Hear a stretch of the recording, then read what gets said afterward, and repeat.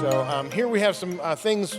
I just want to ask you guys, just from the beginning, as you guys were listening to the conversation of today, was there anything that was said that you thought, wow, I wish somebody would address that, because I don't know if the students picked up on it, or was there anything that you just wanted to address before we dive into the questions that are already coming in?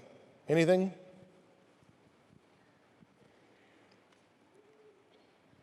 Is this on? Yes, it is. Yes. Hi, people. Well, that's a loaded question, because I could talk about certain things. I think one of the issues that I do have is that we talk about the difference between race and ethnicity, and we talk about how we are all created in the image of God. The problem that I do have with some of the talk that I heard earlier is that you have to actually classify people in different groups, particularly with the book Wide Awake. I love the passion of Pastor Daniel Hill. I love anybody who wants to bring racial reconciliation and raise these issues. However, you cannot fight prejudice with more prejudice, because the entirety of, I think, some of the rhetoric here is that you have to put people into particular groups, and based on a very superficial thing like your melanin. And yet, could we look at this group right in here and say that we can put one group in the group of oppressors and the other group in the group of the oppressed? Would you be willing to do that? And should we do that? So I think that's part of my issue with some of what was talked about today, because in our passion to reconcile and deal with racial injustice, we cannot commit more injustice. Silence in the room, because this is the most comfortable topic possible to talk about. But I think we just need to be real. All right, so I have a question. Daniel, you used the phrase "the narrative of racial hierarchy," right? What would you say to a person who's grown up in, right, that narrative of racial hierarchy, and they're sitting here and they're thinking, okay, this is the first time I've ever thought about it. Right? How do I begin to explore that concept? Because when I go back home, right, I know my parents, my grandparents, right, I know they see color, I know they see race, right? And if you're telling me to all of a sudden see something differently, how do I start doing that? Well, one of the terms I don't talk about a lot, not because I don't think it's important, but it's just a triggering term. I don't talk a lot about white privilege. But I actually think the word privilege is helpful here. There's a pastor friend of mine in Chicago, Reverend Julian DeChazier. He defines privilege simply as the ability to walk away, which I think is a really interesting way to think about it. And that's not relevant. That's relevant to more than just race conversations. But I think anytime we have a choice to consider something or not consider something, that's just a privilege in and of itself. And I think that theme came up a lot today, of the necessity of being a Jesus follower, which takes us into conversations that maybe we wouldn't have to go into otherwise. And so I think that's what I would say is that's actually probably pretty typical of an experience. You know, any combination of white or middle class or kind of educated, oftentimes your spirit from ever having to suffer from that narrative. The downside of that is you don't always see the full nature in which it's working out in the world. And so I think those have kind of been worked in my material. My favorite New Testament motif of transformation is moving from blindness to sight. I think that's something Jesus repeatedly comes back to when he says to Nicodemus, nobody can see the kingdom without being born again. I think we are called by Christ to see things that we didn't used to see. And so that narrative, I think, is an evil system that hurts lots and lots of people, including us, honestly. So I think it's an invitation from Jesus to see things that we don't maybe currently see. All right. Walter, you said that at your school you didn't feel like you were anticipated. You didn't feel like the school that you went to made you feel a part of what they were doing, right? We've got a bunch of Christian schools here, right? What would you suggest to the students of how they can help people, right, from different backgrounds feel more welcome and more comfortable at their school? Yeah, I think that's a valid question. And my sort of saying that, it wasn't that I thought that they intentionally wanted to make me feel that way, but really it's the fact that I really felt like I was on an island with some of the concerns I had, there was things that I really felt like the gospel should be speaking into these things. I've lived and seen brokenness in certain ways because sin is the root of all evil. Sin is the root of all pain. And essentially, that brokenness that is rooted in the sin of Genesis 3 emerges in different ways, in different places and spaces and environments, what have you. So because of where I'd lived, because of the things I'd seen, there was certain things I was there studying to be in ministry, hoping that I would figure out and be given tools to go back into those places to then be the balm, that healing agent of the gospel. But I didn't receive that sort of a training there, although I was given the theological framework to understand how to look at it, but I wasn't given the tools or much insight about applying the gospel in those ways.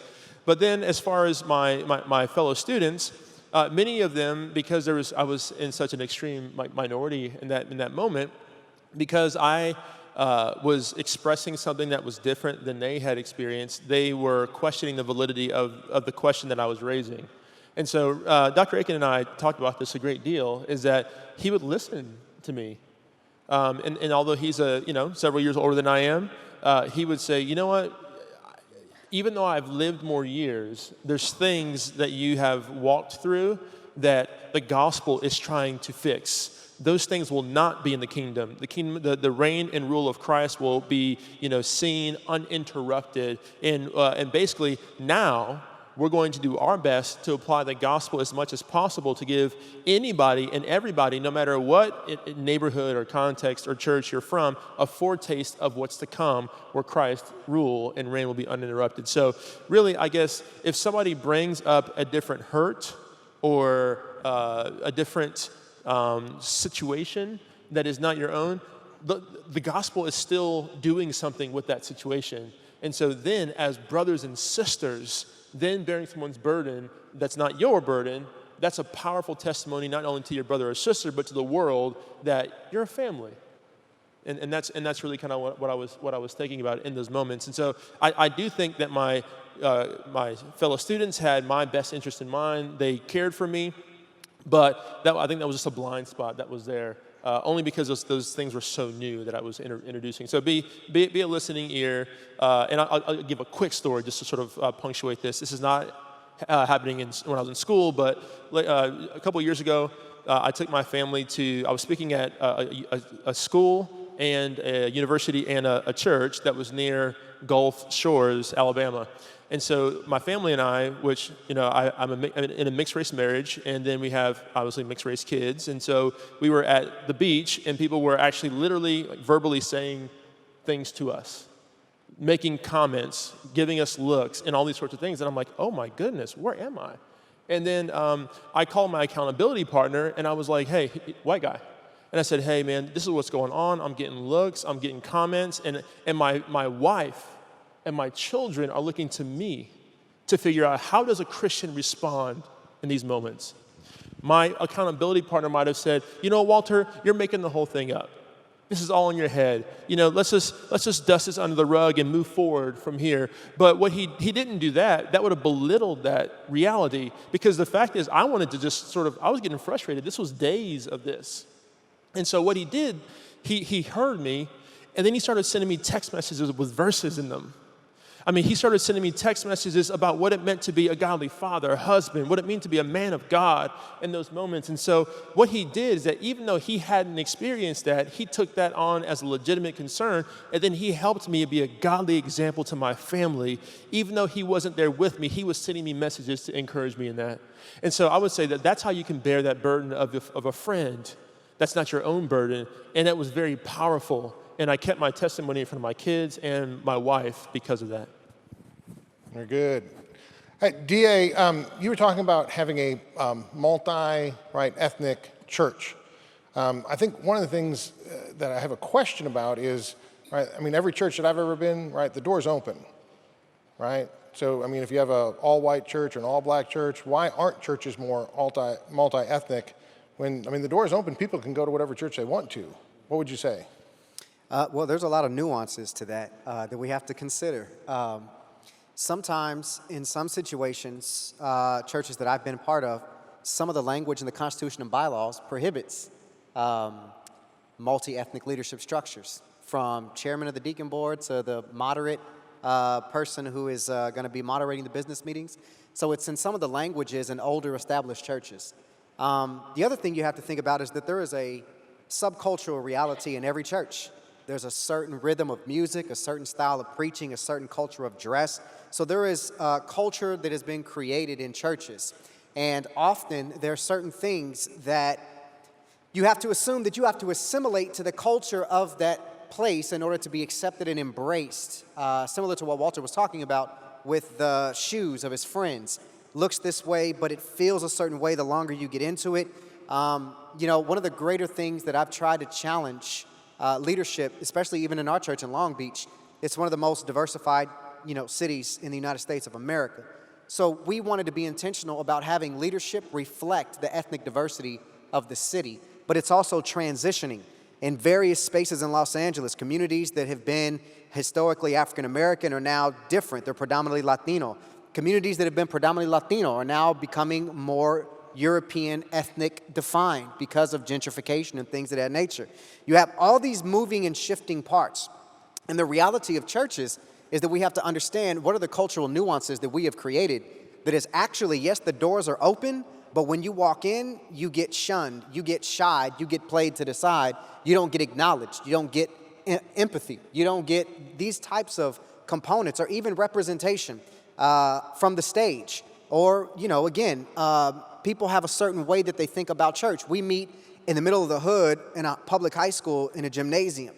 And even if we offer coffee, some people may be like, oh, that's a rich church because they have coffee. But to people who are homeless, they're like, yo, y'all got free coffee. And we like, yo, come through, get some conchas, have a breakfast burrito, chill with us. And it's those subcultural nuances that actually help me recognize Jesus is at work in our midst when we see the nations, the socioeconomic differences, people who may be struggling with sexual gender orientation, where they hear the gospel unashamedly. But the thing that they say is, man, I walked up in here and 4 or 5 people actually said hello to me. I actually learned people's names. And they don't even know if we're Baptist or what we are. All they know is that there was free coffee. They saw cars in the parking lot. They thought the school was open. They walked in. Some are homeless. Some are in affluence. Others are like myself, fighting to make ends meet every week. But it's the reality of having conversations. But it's also not just in the music. It's in the preaching and speaking to the nuances about the issues in life. So just to be honest with you, when the El Paso shooting went down, we could not address that. Because when people who share my ethnicity were actually the target victims in that situation, it's the only time I've ever preached with a hat on. And it was my Dodgers hat with a Mexican flag woven into it because of my heritage. And I said unashamedly, any other places I go, I'll never preach with a hat on, but today I'm going to preach with a hat on, and I explained why. And I talked through how these grievous actions need to be communicated through the lens of a biblical framework because everybody feels pain from this situation. Everybody is asking, where was God? Why didn't he stop this? So we as the people of God in the local church need to step into that tension by saying, here's what God says. And where scripture is silent, guess what? We don't need to speculate and say God said something that he didn't say. So we have to work through those nuances together. And I think as we do that, as there's more meaningful relationships develop, you'll see the demography reflect the community if it's in the harmony with the will of God. Because normally what people say is, well, my community is not that diverse. Stop forcing affirmative action on my church. And I'm like, bro, when you look at the kingdom, there is no such thing as affirmative action. The reality is, if we're just naturally engaging in conversation, and this is going to sound crazy, we actually get excited about the Jesus that we profess to love, we naturally evangelize about what we're excited about. I say it all the time. If I were to sneeze on stage, I guarantee 15 of y'all will have essential oils as soon as I come off stage and start hustling essential oils, right? Diffusers and the whole nine. Like y'all would want to be my plug, right? But the reality is people naturally talk about what excites us. And what hurts my heart is that Christians are not excited about Jesus, and we ain't talking about Jesus. If we talked about Jesus, the reality of the kingdom will be more visible, and all these little issues of, well, affirmative action, diversity in the church, it would be a non-issue because Jesus would be gathering the nations to our churches. And DA, I think, yeah, I can jump in, yeah, okay. And I think you're onto something because you said it's all about Jesus at the end, because what happens in our churches, and you mentioned the fact that neighborhoods shift, and that's definitely true in Los Angeles, but it's even true where I am as well. The neighborhoods are shifting, and if the church is built on a cornerstone other than Christ, then the church will struggle. But if we have Christ in the center of all the different types of peoples that are gathered there, seeing how Christ does, engage with all of them, I think we actually have something to move on. And then I love how you said, I'm just highlighting things you're saying because I'm just trying to, get my own mind around it. As one group is hurting in that Christ-centered group, we all turn our sort of gospel gaze upon them, bear that burden as Christ to them. And so it's not about affirmative action, it's having Christ at the center, moving any other single group out of the center, and we are all facing him. And then so I think that's the point, that's what we're after, having Christ be so central that we don't have to minimize our distinctions, but we've raised Christ so high that we can actually be who God has made us, and then rally around those who are in that Christ-centered reality as, brokenness smacks them in the face as it did with the El Paso shooting. So I appreciate that, bro. Brian, question for you. One of the students asked a question about affirmative action, and DA just kind of mentioned it, right? What do we do with affirmative action when the culture begins to kind of clumsily begin to figure out that there's racial disparity, right? And it begins to try to fix it. Right? Then all of a sudden, right, the majority race, right, whites are kind of like, well, why is that kid getting in college and I'm not getting in college? And all of a sudden it becomes a mess. How do we think through some of that thing, that's as the culture deals with it? Thank you for the easy question. Great. Affirmative action is where you basically give a particular job based on someone's particular characteristic. In our country, particularly it has to do with your pigmentation. Affirmative action policies were implemented so that it would equal the playing field for those of my complexion who were discriminated against for a variety of reasons. The question today is, do we still need these programs? And does it cause more harm than good? There are those who argue, yes, we still need them. Colleges employ affirmative action quotas, bring in people of a different race or of ethnic minority into the colleges based solely on their ethnicity or their pigmentation. I'm not a fan of it for a lot of reasons. And I think as a country, the problem is that the secular world does not have the God perspective. If we all operated the way that these gentlemen are all talking about, we would have a different approach. And we are in a fallen world. So when it comes to affirmative action, I have a problem with it, yet I understand those who don't want to erase it entirely because obviously there's still some progress to be made. But what it does is it still categorizes us. I mean, in Galatians, we're told there's neither Greek nor Jew, no slave nor free, male or female, we are all one in Christ. And so the problem is it continues to categorize us by some of the most superficial things. And how do we rectify that? I don't think we rectify it by constantly pitting one another against each other. And I think that's what it does. At what point, for instance, maybe I could ask you, what point does affirmative action end? Because humanity will always be frail. We will always sin. We will all fall short. So at what point does it end? And I think there's a diminishing return when it comes to some affirmative action programs. But the bigger issue for me, especially as a Christian, is how are we seeing one another? I can't look at you in the front row because you have lighter skin than I do and pretend that I know anything about you or anything about your background. But yeah, that's exactly what affirmative action does. It assumes because I'm brown, I may have these particular issues and these particular experiences. And I don't want anybody to ever think that they know me because of my pigmentation. You don't know my moral convictions. You don't know my experience. You don't know my life because of this beautiful melanin. And all of us, by the way, have beautiful. Just look around. These beautiful shades, they're all amazing. But I have a deep-seated issue with affirmative action because of where we are in 2019 and what it says, I think, to the larger culture about how we deal with racial injustice. All right. Okay. So, students who want to listen, want to learn, right? One of the things, Daniel, in reading your book, Wide Awake, one of the things you ask was, look at the people you listen to, look at the books you read. If they're all from people who look just like you, maybe you need to broaden your horizons a little bit. What would you suggest, to these students if they wanted to? You mentioned, did you mention Brian Stevenson earlier? Just Mercy, right? What are some other resources that these students could kind of look at? Some other, a podcast they could listen to, a book they could read, a pastor that they might want to, check out to kind of broaden their horizons more than just what they're looking at right now. Are you asking me that question specifically? All of you. All right. Well, I know each. We got DA's book, right? Your book, right? I mean, so plug yourself and pitch out anybody else you want.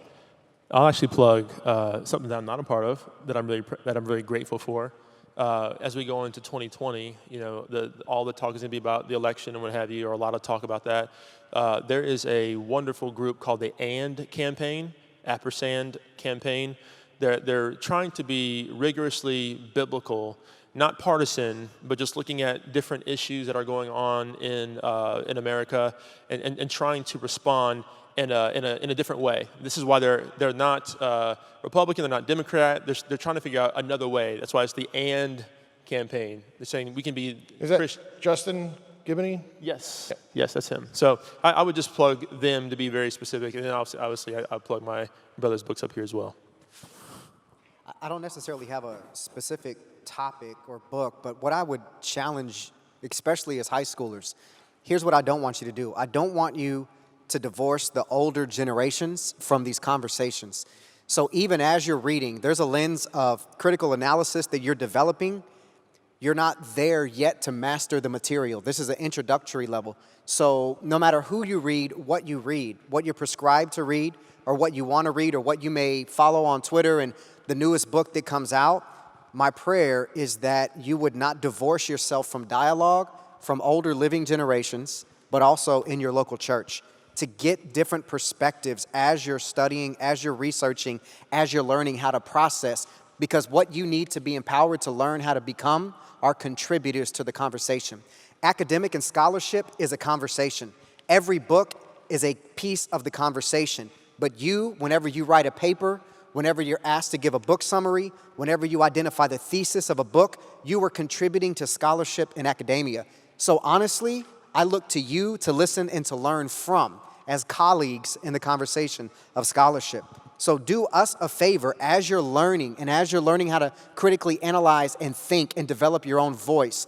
Listen and glean from the wealth of wisdom from those who are older, who come from a different perspective, who have different upbringings, so that you can learn how to diversify your toolkit, so that when you begin to get published, when you begin to venture into your careers, when you begin to gain platforms, you are going to be far beyond anything that you could have ever asked or imagined, because you have been working with these tools since your teenage years. And so no matter what you read, please continue to listen and learn from those who are older from you.